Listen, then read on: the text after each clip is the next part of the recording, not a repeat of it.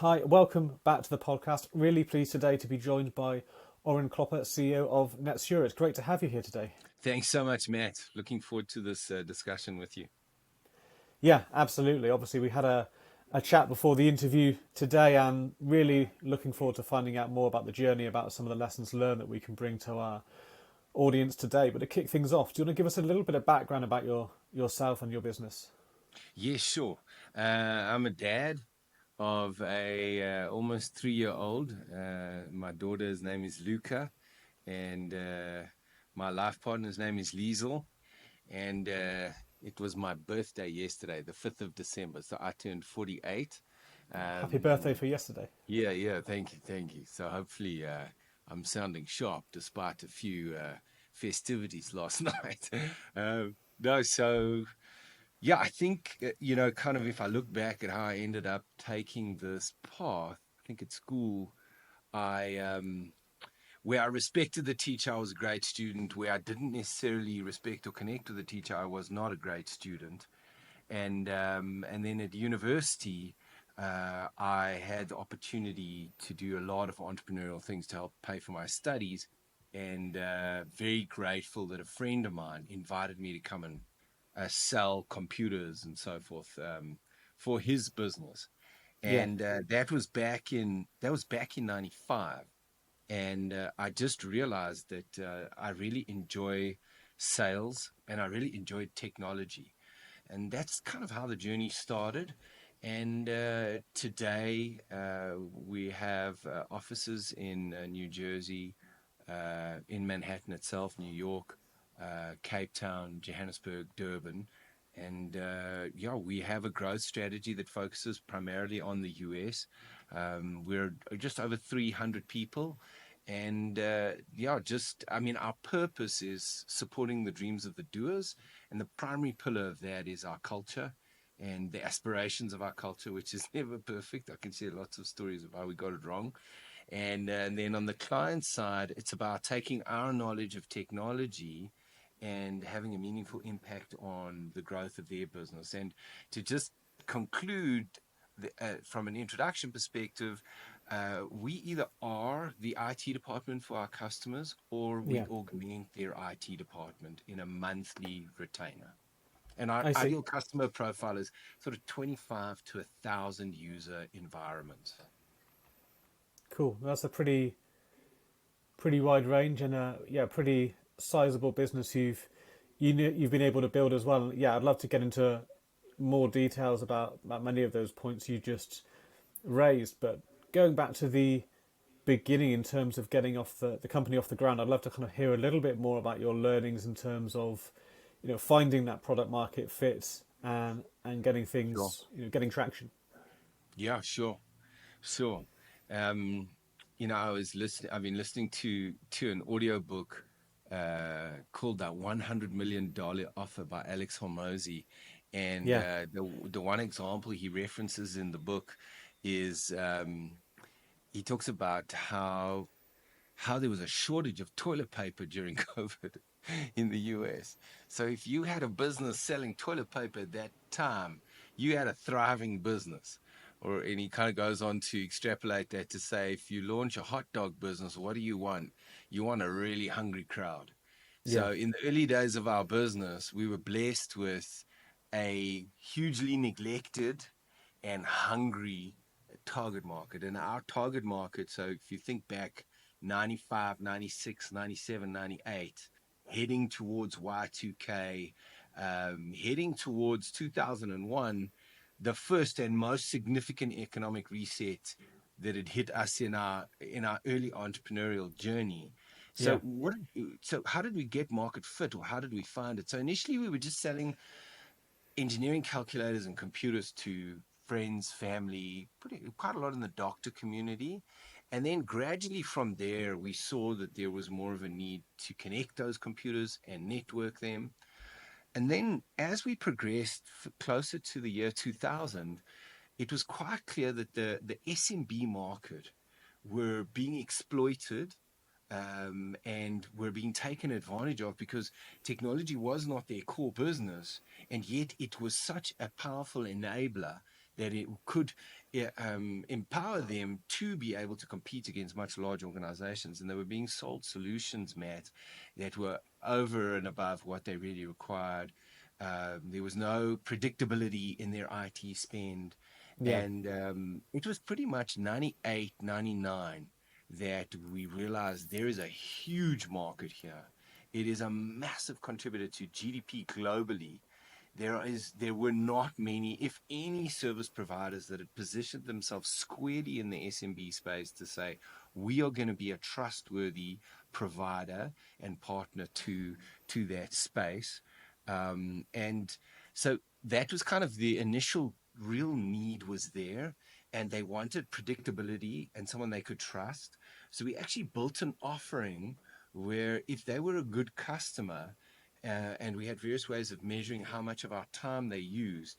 So yeah, hypothetically, we were charging, let's say, 10,000, let's say $1,000 dollars a month to look after them. So yeah, $12,000 in the year, and they were a really good customer, and they only used $9,000 of that based on the time and materials behind it.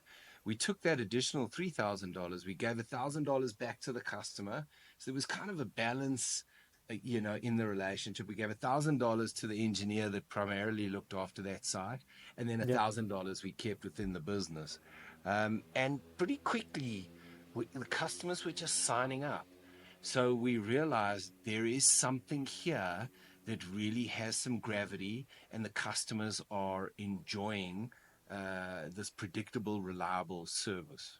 I see. So you're kind of using that mechanism as a way to build trust. Yes, yes. Yeah, and how do so typically, if you look at our space and the typical customer we're dealing with, they don't understand technology. They don't know what Kubernetes is. And you start hitting them with, Yeah, that's not their business. They want someone that can really, in a trustworthy way, take care of them, and ideally have a business model that takes the risk away from them. yeah, absolutely. I know the $100 million offer book, Alex Hormozzi's book that you're referring to. I've been reading it a few times myself as well, and I know that that element of risk and transfer of risk is something he speaks to as well in that book Yes, as one of the yes, key reasons that people do or don't make buying decisions and value and trust the organizations they work with. So I think that's a really interesting point. Are there any other kind of things that you've done to help build trust or guarantees into the yes. services that you offer? Yes. So what we have had in our managed services offer for the longest time is in the first 90 days. If you're not happy, you can get out of the agreement. Um, so it also, puts some additional skin in the game from our side.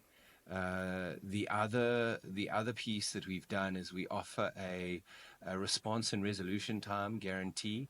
Yeah, So on average, we need to respond and resolve issues within a certain amount of time. And then for our Innovate offering, which is really above our core managed service offering, where we look at process automation, adoption of technology, and the way that your team are using technology, particularly in the Microsoft technology stack, Matt. yeah, Um, we will, hypothetically, you're paying us $5,000 a month for that service called Innovate. We guarantee we will find you $60,000 worth of ROI before the end of the first year. yeah, So there again, it's taking the risk out of it for the customer, and that we formulated that before I read Alex's book, yeah, and then after the fact, I was like, okay, cool, we accidentally got some stuff really right. So now yeah, we yeah. looking at Alex's book, saying how can we reverse engineer some of the thinking to amplify that particular offer.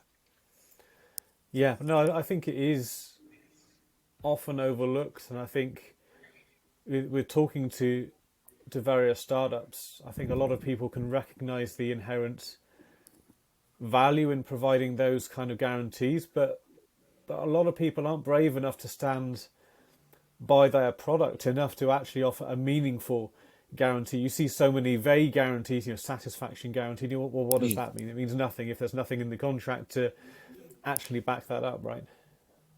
No, I had a team. We had a part of our leadership team. We did a retreat in upstate New York last week, and there's a dynamic of faith here, and it sounds like almost like a spiritual or religious term, but I don't mean it. Well, I suppose you could draw a parallel to it. It's like I think as entrepreneurs, it almost needs to scare us a little bit. Yeah, That guarantee needs to scare us a little bit. And it's a function of momentum, right? So if you just look at some of the maths of a compelling product or a good quality product plus a compelling offer, okay, and hypothetically you're spending, let's say, $2,000 a month on lead generation, just by virtue of having that compelling offer or guarantee, you're going to get great attraction, and you're yeah, going to see a greater return on the existing investment. But for me, in our businesses, we've grown, and when we first did that guarantee all those years ago, back in late 90s, I think it was 99, early 2000, where we came up with that reimbursement concept. I mean, we must have been like 20 people, 20, 30 people, and okay, I think it made people nervous, initially, but it's kind of like once you've made that commitment, yeah, everybody's thinking about it, everybody's jumping in. And sure, maybe when that guarantee is made, you don't have every I dotted and every T crossed. But let me tell you now, as you close those customers, you're going to dot those I's and cross those T's and yeah, close any gaps very, very quickly. And I think the nature of it as well is keeping an open dialogue with a customer where you have a clause in the agreement saying, look, this is the first uh, year of our guarantee. If there so happens to be an imbalance, we do reserve the right to come back and re-engage, so that you don't end up totally cornering yourself. But it takes yeah, faith. yeah.